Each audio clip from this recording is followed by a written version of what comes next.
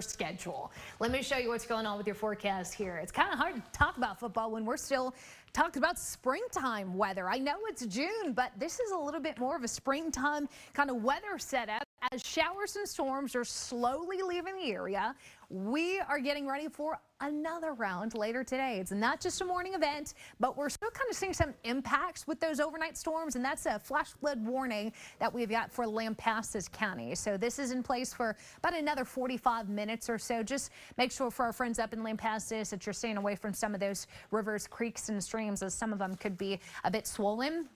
Look at the rainfall totals there. And these are just preliminary, as I made this map at about 4:30 this morning. So we added a little bit more to our areas in our eastern counties, but big old bullseye over the hill country. We saw anywhere from an inch to over 2 inches and a quarter falling right over the Lake LBJ watershed, right over the Lake Travis watershed, even Lake Buchanan getting a little help here. I mean, this was fantastic. And that's just the past 12 hours. That didn't even count what we had over the last 48 to 72 hours. As we look forward, our Indeed domain camera showing cloudy skies and current temperature of 70. As we talked about earlier, it's a little cooler in the hill country with all that rain. You're waking up to 60s, whereas the rest of us are in the 70s. On our way to the upper 80s today, that's it. I don't think we're going to see as many 90s. The rain chances here, they're going to be baseline 10%. An isolated storm still possible midday, but it's later tonight that I think we'll have a better chance.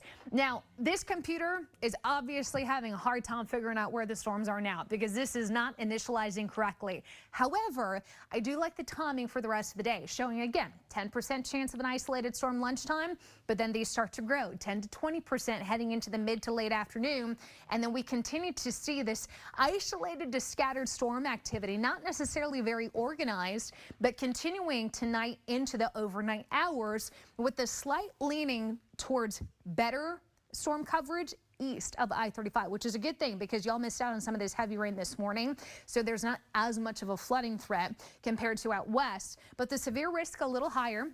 2 out of 5 in yellow. That's for hail and wind. I'm mostly concerned about the flooding, though. I think that flash flood risk is certainly something that we have to pay attention to, because this is just one of our computer models, and it's showing an additional maybe 2 to 4 inches of rain possible over the next 48 hours. This might be a little too conservative in the hill country, but overall, the flood threat is growing because, and we knew coming into it that this would happen. After each passing round, there's just a little less room in the soil for that water and that rain to go. So a 3 out of 4 risk, a moderate risk, which more often than not kind of gives us a little bit of a concern in that unsettled tummy feeling, because 1 out of 4 times we see that red color on that map, somebody gets hurt. That's looking back at all the moderate risk days we've had here in Central Texas. So please be very cautious today and tomorrow when it comes to that flooding risk. Stay home if you can, if you've got that flash flood warning on top of you.